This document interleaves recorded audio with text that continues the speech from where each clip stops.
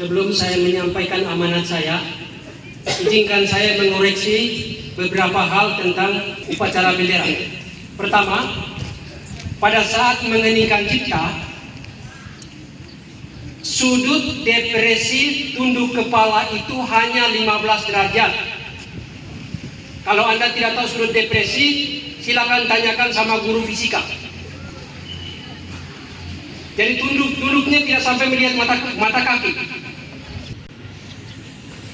Yang kedua, pada saat Anda siap, bukan seperti ini. Ini bukan siap. Jadi pada saat siap itu, ibu jari ini di jahitan rok atau celana. Oke, terhormat Kepala SMA N1 Tasebeto Barat, yang saya hormati para wakil kepala sekolah, yang saya hormati semua kolega, yang saya banggakan siswa-siswi SMA N1 Tasebeto Barat. Selamat pagi. Damai sejahtera menyertai kita sekalian.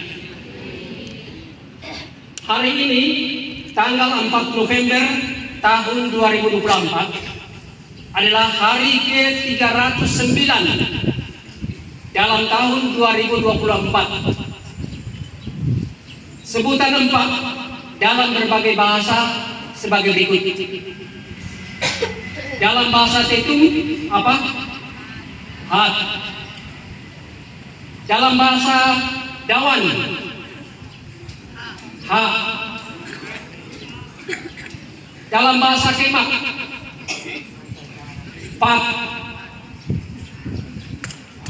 Yang beda sama sekali itu bahasa ibu saya, Boniin.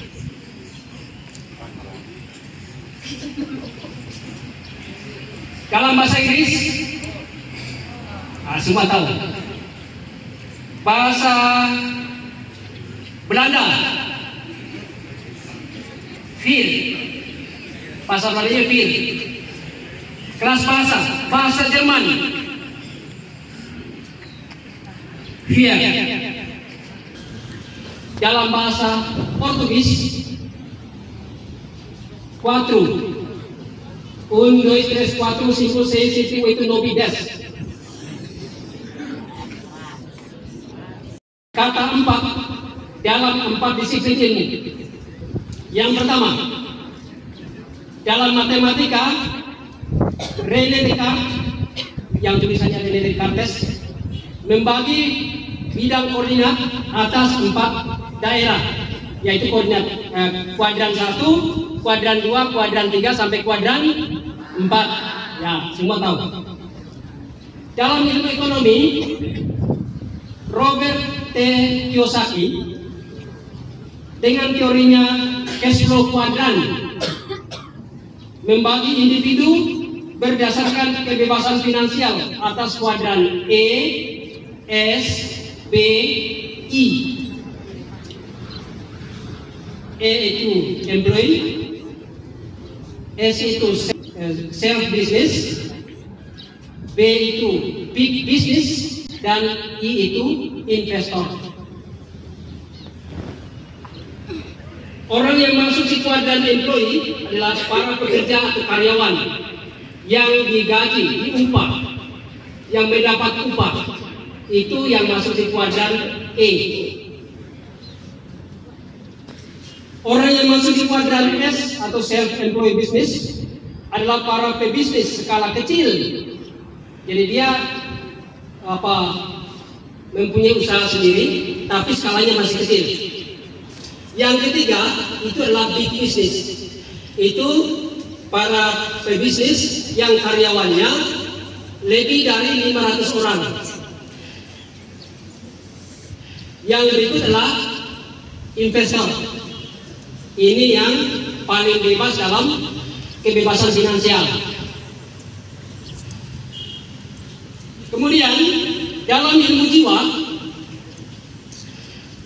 dikenal Johari Windows yang dikemukakan oleh Joseph Lowe dan Ari Igam dari University of California yang mengelompokkan individu berdasarkan tingkat pengetahuan atas saat berkomunikasi atas 4 area, yaitu area terbuka, aku tahu, engkau tahu;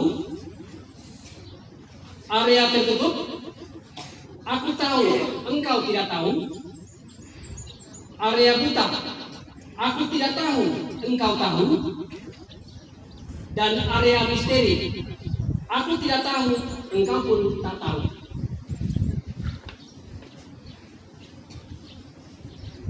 Berikutnya, Muhammad Ali dalam bukunya Tahu dan Pengetahuan mengutip Imam Al-Ghazali mengelompokkan manusia berdasarkan pengetahuan.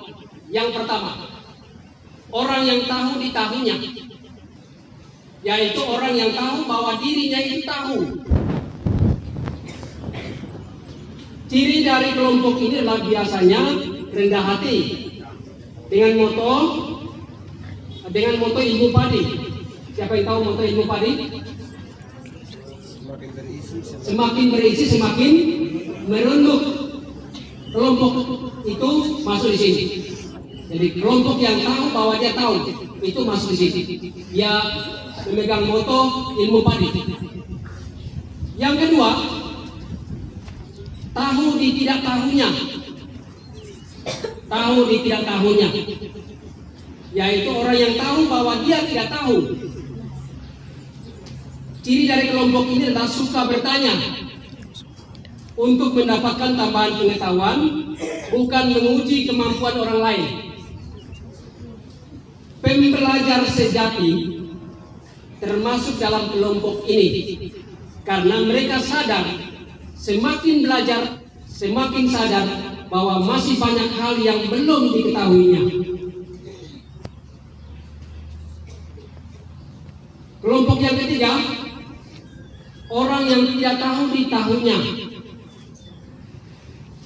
yaitu orang yang tidak tahu bahwa dirinya tahu.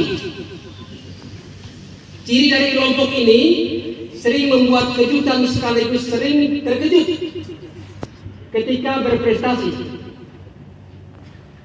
Komentar yang sering kita dengar, kok bisa ya?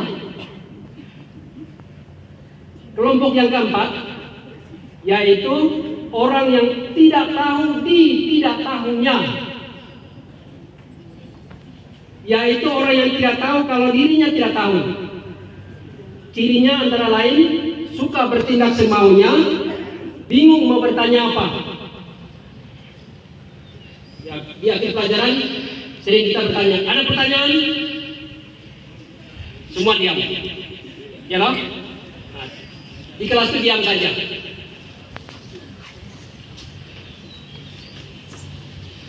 Bingung mau bertanya apa, tidak bisa mengenali masalah, tidak tahu harus bicara apa. Yang juga termasuk dalam kelompok ini adalah orang yang ditegur tapi tetap mengulangi kesalahan yang sama. Ditegur ulang-ulang tetap melakukan hal yang sama. Marilah kita coba menilai diri kita termasuk kelompok yang mana. Dengan mengenali kita sendiri kita, maka diharapkan kita semua akan menjadi tahu di tahunya. Di akhir amanat saya ini, izinkan saya membacakan pantun berikut.